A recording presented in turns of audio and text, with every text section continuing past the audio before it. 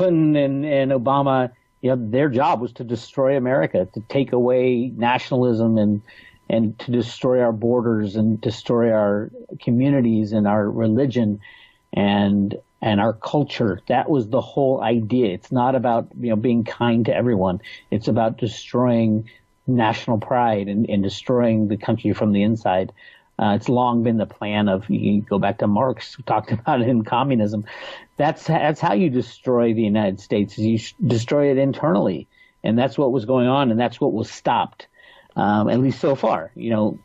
I think there's a lot of balls in the air for Trump to get into position to make some real calls after January 20th. He's putting neocons in certain positions because he has to, or they'll probably, take him out before the 20th. So the game is still on. It's not a sure thing yet. What is a sure thing is mass chaos in between now and probably the end of the first quarter, because that's when everything's going to get shaken up. And our bubbles of the bond market bubble is the biggest bubble in the history of the second biggest bubble in the history of mankind's finances. The first biggest bubble is a derivative bubble, and that's blowing sideways in Europe as we speak. So yeah, everything is, things were going to crash anyway. The question is when. In the basement of the Treasury is where they run the computer programs to rig the markets. When are they going to click that mouse to say, okay, remove all manipulation, and all of a sudden prices have to find fair market value, true fair market value? That's how you crush and destroy a market, and nothing will survive that. I get the whole idea. There hasn't been a free election since the invention of electronic voting, and that was in the 70s and 80s. So yeah, it wasn't a free election. The question really is what's going on behind the scenes, the battle between the good guys and the bad guys. That's where, if you're looking for freedom for the United States, that's where it's coming from. And the election of Trump means that the good guys had the power to stop the rigging or to rig it themselves. Obviously, if you look into who owns the electronic voting machines, that would be partners and associates of George Soros, which is not a good thing. He's knee-deep in rigging. So the fact that Trump won and he was not the candidate picked by what I call the bad guys, those people in charge of our lives, tells us a lot right there, that we really are taking out these guys. And I expect massive turbulence over the next few months and even into the beginning of next year before the change happens, the changes and the transition out of the unbacked fiat monetary system and into some sort of new monetary system. But that will only happen through a crash, and that's where we're headed. Well, had Trump not won, the good guys, as I call them, who do have control of the monetary system, would have crashed it as soon as Clinton got in, because that would have destroyed, Clinton in there would have destroyed America. She would have opened the borders. We'd see the same thing happening in Germany, happening in the United States. It's happening in Germany right now, where the Germans are leaving their country. They're going to South America because all these immigrants that came in, they don't sit in like a internment camp and just wait for the next thing to happen. They're out in society living as they lived at home. They had to fight and scrape and steal and do all these bad things at home. And once they got settled in Germany, they're doing the exact same thing as if they were at home. So it is destroying the German culture, and the Germans are moving away. That's what was going to happen in America, and that's what was stopped.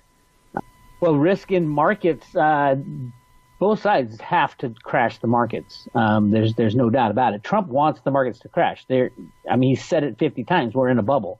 He would rather have it happen before he gets into office, but as soon as he gets into office, he's already said we're going to do infrastructure projects. We're going to decrease the tax for everybody. All that does is destroy the U.S. dollar and ultimately blow it up. I think that would be the slow way to do it. The fast way to do it is what's happening in Europe right now with Monte de Pesci going under, the Italian referendums not passing, and the Deutsche Bank, our favorite bank, most likely is on its last legs in December.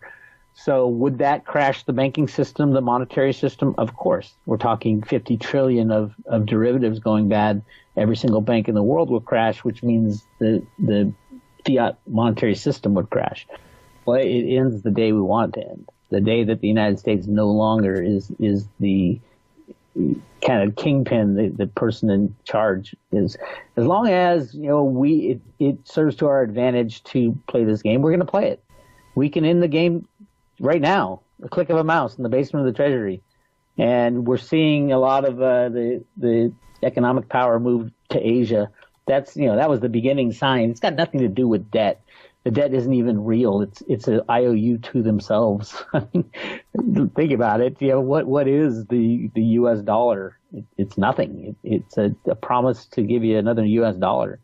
And do they report the right numbers? Of course they don't. Well, first of all, we know that they don't count Social Security, which is IOU. That's debt. That's not counted in the numbers. And Medicare, Medicaid, all the future obligations are not counted in the debt numbers. So the debt's a fictional number. It's symbolic in that I think when it hits 20, everybody says, oh my God, it hit 20. They said the same thing when it hit $1 trillion. It doesn't matter. And those are just the numbers they report. I'll guarantee you that the U.S. Treasury has a secret black book where they have 150 trillion in non-reported debt. They just created out of thin air with their computers. And you can do that because you control the money. You can print a gazillion dollars with a click of, you don't have to print it anymore, with a click of a mouse and buy everything you want. And you control the price of commodities, so there's no inflation. So yeah, the game continues and the talk continues, and the United States will end the game the very moment they choose to end it. Having Trump as president gives him the power over the Exchange Stabilization Fund, and he can end it that day.